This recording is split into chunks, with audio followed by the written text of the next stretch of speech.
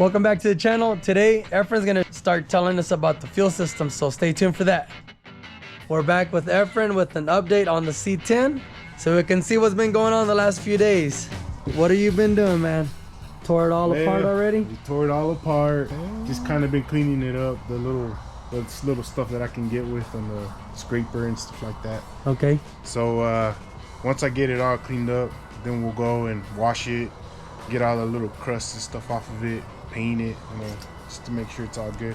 Nice. And I've been doing a little bit of mocking up on the tank and stuff too, so just to kind of see if it fits right. So you've been doing some mocking up? Yeah, as you can see, I got the brackets here, new bolts.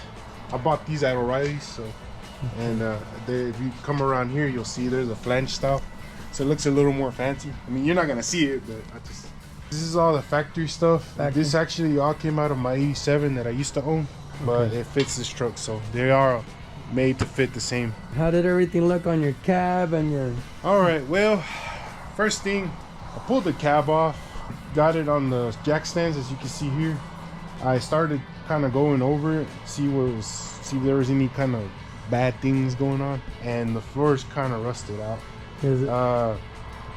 Yeah, it's kind of bad right now. Being that this is a budget build, we're not gonna repair it. I forgot I had another pickup. It's a 1977 Chevy C10. We're gonna pull the cab off of that truck and put it on this one. So we will no longer be using this cab, and we'll be using the 77 model. So we're actually gonna convert this to a 77 now. It's not gonna be an 80 no more. So this cab is pretty much done. I don't want to mess with it. I don't want to even try to do any kind of metal work because I don't know how to do that, and I can't afford it. So we're gonna just skip that part and just put a cab on it. That'll work. You want to show us what it looks like right here? Sure. Show us a few spots. Yeah, sure. Come along this way. So as you can see, watch your step there. As you can see here, somebody tried to repair it. I'm gonna lift the floor here. Somebody put a piece of metal here. Oh yeah. And you can kind of see right here. So they just put it over it, huh? Yeah, they pretty much put it over, but you can see right here where it's kind of rusted through. Yeah. Right, oh yeah, I can see through. Yeah, and then if you come underneath here, just kind of look right here. Oh yeah. Right there, that's pretty bad, and it kind of just trickles all the way down onto the floor. Oh, and like I said, this truck was a standard, so you can see the hole there for the shifter. Oh yeah. So, and right here too, it's pretty bad. Oh yep. Yeah, and then not only just there, it's rusted, it's also rusted here. So we got a hole right here. Oh, yep. On the cowl. Here it's starting to form. Right here as well. I don't want to get into tearing in it because it gets expensive. Metal work gets expensive, especially when you take it to a professional. All right, so you're gonna go just use a whole nother cab, right? We're just gonna use another cab, and I have the title and everything to that truck. It's a clean title, so we're swapping from an 80 to a 77. So we'll be using that cab on this frame. The bed here, it's bad. So it's all surface right here, but at one point, I guess, like I said, whoever painted this truck, they did some Bondo filling. You can see right here. Oh yeah. Yeah, it's horrible. Not too many holes, but you can see here as well. Look where it's already eaten through right there. Yeah. I don't know what they had here, but they put Bondo also. But you are using this bed, right? Yes, I might keep these sides. I got a buddy that's gonna swap me floors from another bed. Okay. So, and the cool thing about these beds, they come apart. They're all bolted. There's little bolts here and there. So the sides come off, the bed floor, the front, all comes off. So I've seen videos, so it's pretty cool. So I think I can tackle that. It's getting a little out of where we're not supposed to be, out of the comfort zone, but yeah, I mean, that's nothing I can't handle. So I'm gonna try my best to make it look cool. So this is gonna be cool because today we're gonna talk about the fuel system. So he's gonna start telling you guys the fuel tank, the sending unit, the pump, all that a lot of people have trouble and don't know what to use or how to do things. Yeah. He's gonna do that today and explain to you how he's gonna do it so you can do it at home as well. Yeah.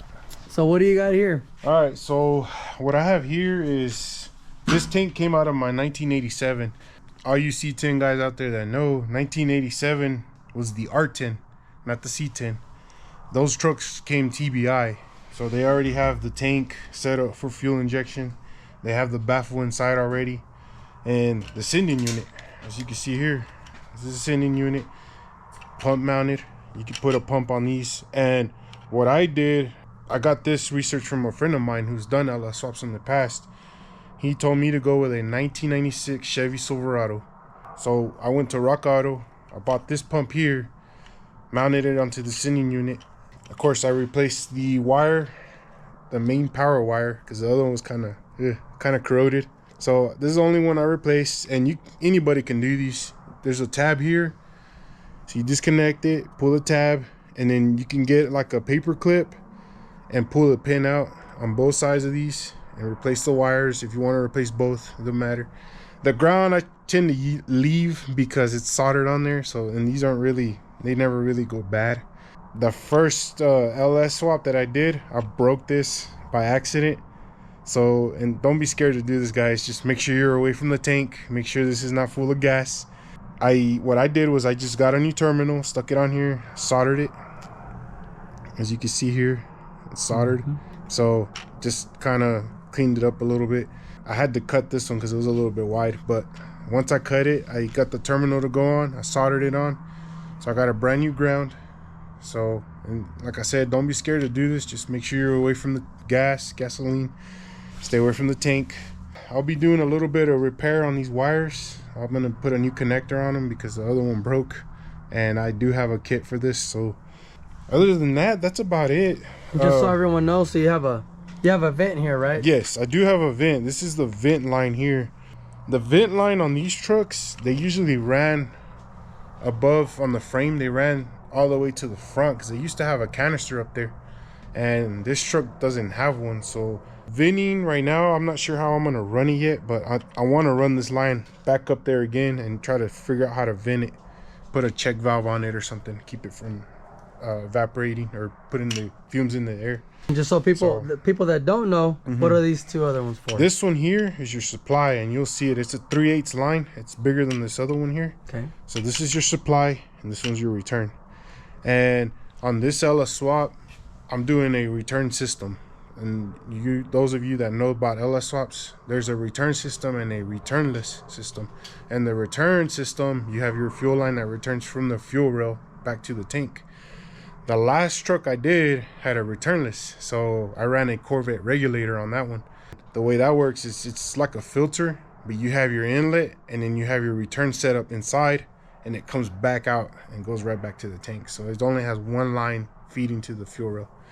So I wish I had kind of an idea how I could show you how that works, but yeah, it's a little bit more complicated than this one. So this is pretty much a simple setup.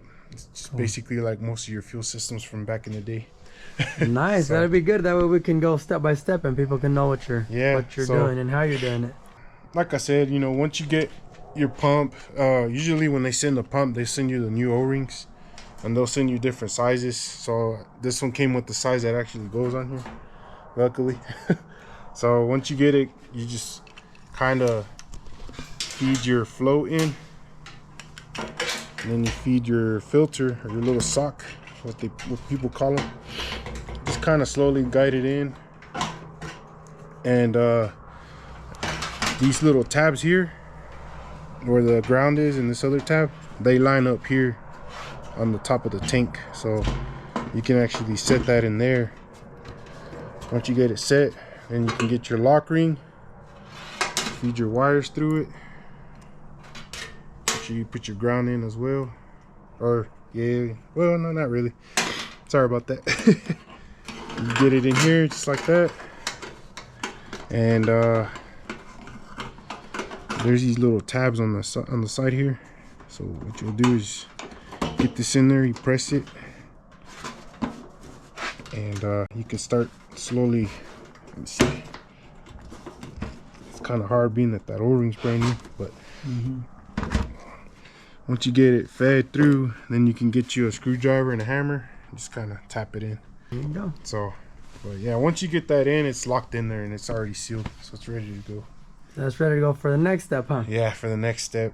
Nice. Yeah. Well, that's good, and we're gonna keep on. We'll try to do the whole fuel system that way, step by step, and they can see what you're doing all the way through. Yeah, and I'm running the 6AN and AN6 fittings on this truck, so I'll probably show y'all how to do that too from what I've learned. So it's gonna be a fun project. That'll work.